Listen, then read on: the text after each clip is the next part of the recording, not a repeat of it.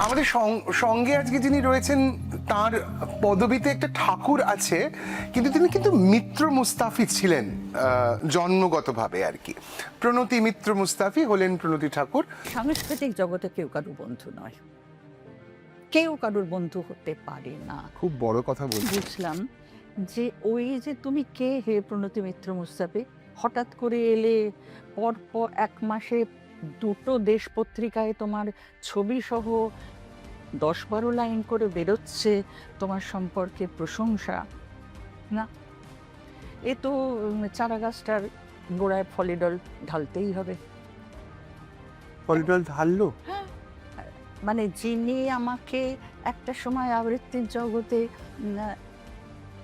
এগিয়ে দিয়েছিলেন, চলো চলো চলো চলো, এটা নাম দাও, ওখানে নাম দাও ইত্যাদি অনেক করেছিলেন, তাকে দিয়ে পাঠানো হতো নামটা কাটিয়ে দেওয়ার জন্য। লোকে তদবির করে কিসের জন্যে?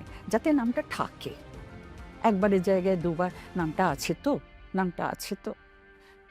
2-3 বার পাঠিয়ে 2টো বড় বড় প্রোগ্রাম থেকে আমার নাম কাটিয়ে দেওয়া হয়েছিল।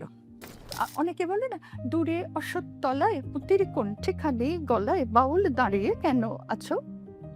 কেন? আমি যদি বলি ছন্দ মানছি, দূরে অশ্বত্থ তলায় পুতির কণ্ঠে খানি গলায় বাউল দাঁড়িয়ে কেন আছো? সামলে আঙে নাতে তোমার একতারাটি হাতে তুমি সুর লাগিয়ে নাচো।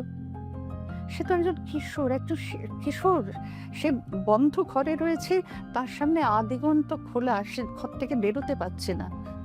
তো সেই আকুতিটা থাকবে না? স্বর্গ যদি কোথাও থাকে, আকাশে, মাটিতে, মাটির নিচে, না, স্বর্গ কোথাও নেই।